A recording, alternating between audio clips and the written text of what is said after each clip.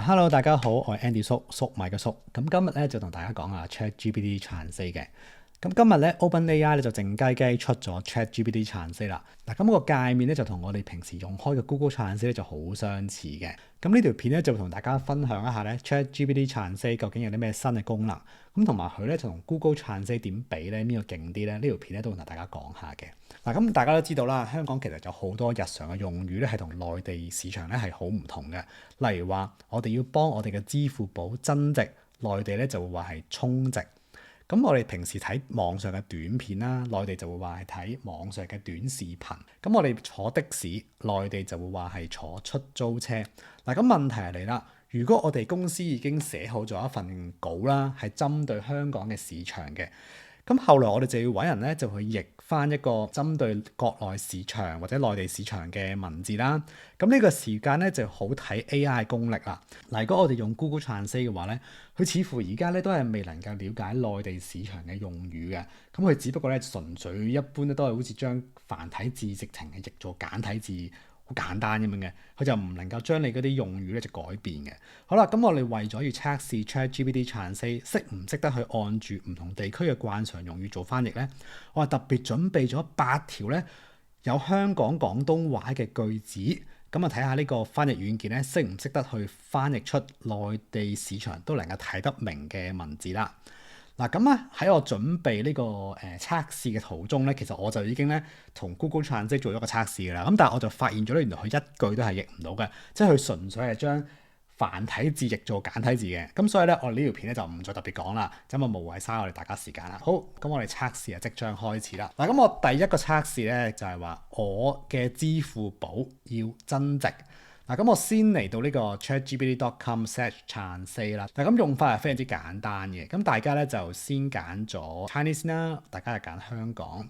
咁我哋譯嘅譯本咧就係揀 Simplify，即係簡體嘅中文。咁然之後咧，我哋就將我哋要譯嘅香港廣東話句子咧就貼喺度。好啦，咁然之後咧，佢就會撈出嚟啦。咁大家咧先望到嗰個速度咧，似乎咧就係比呢個 Google 殘四慢嘅。如果大家用開 Google 殘四嘅時候咧，都發現咗係好快啦，係咪？咁但係其實諗下，你快即係冇諗嘢啦，你冇諗嘢即係要我重新做過啦。咁點解我要揾一個快少少但係又做得錯嘅 AI 咧？咁我出咗個結果啦。咁我哋香港嗰個講法咧就係叫我的支付寶要增值。咁佢譯出嚟咧就係話我的支付寶要充值，咁佢似乎就譯到嘅。係啦，咁我就譯第二個啦。好啦，咁第二條就難啲咯，就係我的電腦火牛壞了。係啦，咁香港係叫火牛啦，咁樣內地咧就叫咩咧？就叫電源。係啦，佢係譯到嘅。咁同場我加演下 Google 殘四點啦。咁呢個我用 Google 殘四打落去咧，佢係直頭係譯翻做火牛嘅。係啦，咁即係其實冇譯過咯。咁呢個咧就唔再特別講 Google Translate，我專針對 ChatGPT 先。第三個啦，難啲嘅咯，呢個係我老細最近才大學畢業。咁睇下佢識唔識將老細變為老闆咯？因為老細呢個字咧係香港用語嚟噶嘛。係啦，譯到係老闆，咁呢個都 OK 啦。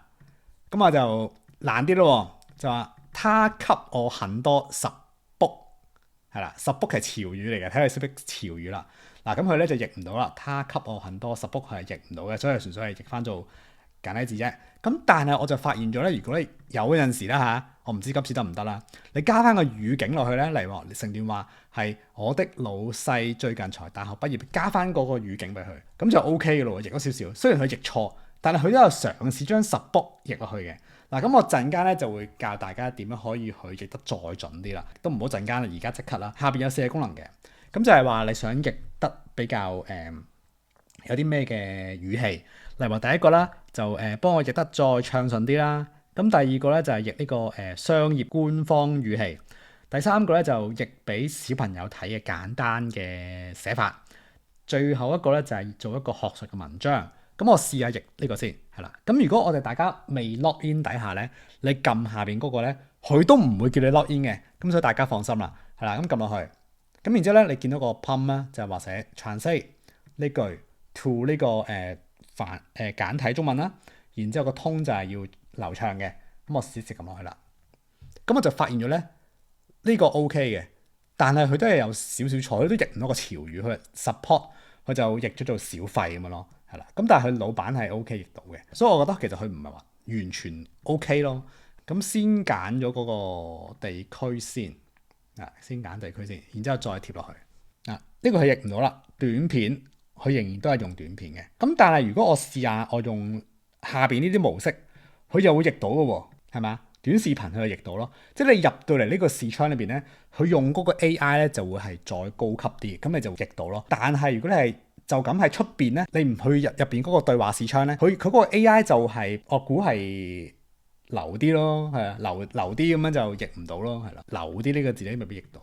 好，咁啊，另外一個啦，今日相機係啦，Sony 的相機。就譯唔到嘅，其實我本來就諗住去譯呢個索尼嘅。咁再嚟啦，下一個我喜歡坐的士上班。OK 啦，佢譯到啦，我喜歡坐出租車上班。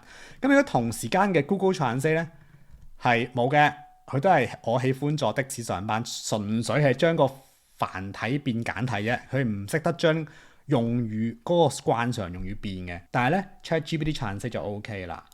咁啊，再一個啦。咁有時啲戲名咧就係唔同嘅地區都有唔同嘅譯名噶嘛，例如話香港咧 Mission Impossible 咧就譯呢個職業特工隊啦，國內咧就譯呢個叫做碟中諜嘅，咁但係佢而家咧都係譯唔到嘅，咁我但係就入佢嗰個 chat room 度啦，我頭先測試係譯到嘅，但係佢而家再嚟一次譯唔到，即係比較反常啊，反覆啲啦。好啦，咁啊呢個測試咧就基本上都做完噶啦。ChatGPT 都好努力咁樣去將一啲香港嘅用語咧就譯翻做內地嘅用語嘅。咁但係咧佢就唔係話真係譯得好好咯。咁但係我就發現咗咧，如果你嗰句文句好短嘅時候咧，佢就未必會經常做到嘅。咁但係如果你將呢個文句串為一個文章嘅話咧，佢譯到嘅機會就會大啲嘅喎。咁我做俾大家睇下啦。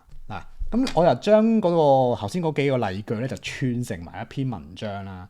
咁你見到咧，其實佢做嘅效果都係唔錯嘅。嗱，我讀出俾大家睇下，佢係呢個出租車係 OK 啦，碟中諜去譯到啦。咁然之後就電源式配器 OK 啦，短視頻又 OK 啦，餘額不足要充值又 OK 啦，係嘛？即係其實佢好多都譯到嘅嗰個用語。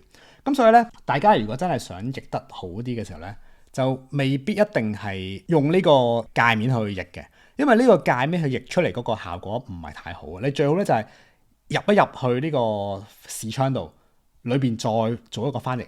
咁我最近咧就出咗條片咧，就關於韓劇巨熊嘅 AI 分析嘅。